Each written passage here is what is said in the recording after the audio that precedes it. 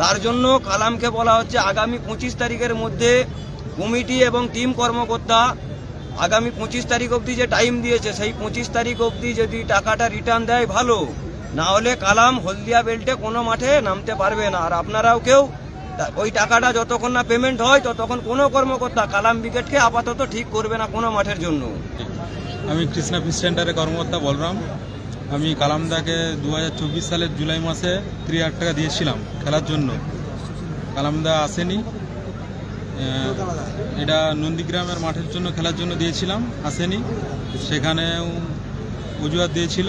আবার রকি ক্লাবে খেলার কথা ছিল, সেখানেও খেলেনি। সেখানে বলল প্লেয়ার সব চোট, কিন্তু সেদিন 24 পরগনায় খেলা হয়েছিল, ওই মাঠে খেলছিল, লাইভে দেখেছি। আবার আগস্ট মাসে টাকা দেওয়ার কথা ছিল, এই 2025-এর আগস্ট মাসে, সেখানেও টাকাটা দিবে বললো, দেয়নি। আবার বলল এই মাঠে খেলে দিবে।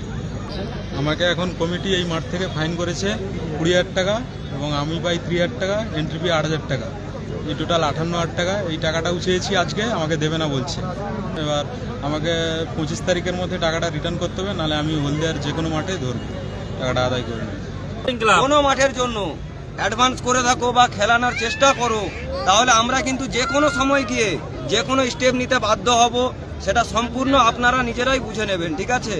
আমাদের এই যে ড্যামারেজটা হয়েছে, এর জন্য আমরা কালাম ব্রিগেডকে কিছুতেই ছাড়বো না। আমাদের 32তম উৎসব একটা টিমের জন্য 1 ঘন্টা ধরে বসে রেখেছে, এটা কোনো সিস্টেম হয়? একটা টিমের দায়িত্ব থাকা উচিত। একটা কমিটির কর্মকর্তা থেকে টাকা নিয়েছি, তার টাইমে পৌঁছে যাবা। তুমি একটা 4 লাখ টাকা টুর্নামেন্ট জিতেছো বলে একটা 60,000 টাকা টুর্নামেন্ট খেলতে আসবে না, তা তো হয় না। এটা সিস্টেম আছে তো। আমি পদের মাপ না জানি আন্ডারপ্যান্ট কাটাবো কেন? আমি একটা কমিটির কাজ কর্মকর্তার কাছ থেকে টাকা নিয়ে রেখেছি, মাঠে যাবো না, আবার জোর গলায় বলছি তোমরা লাইভ করো।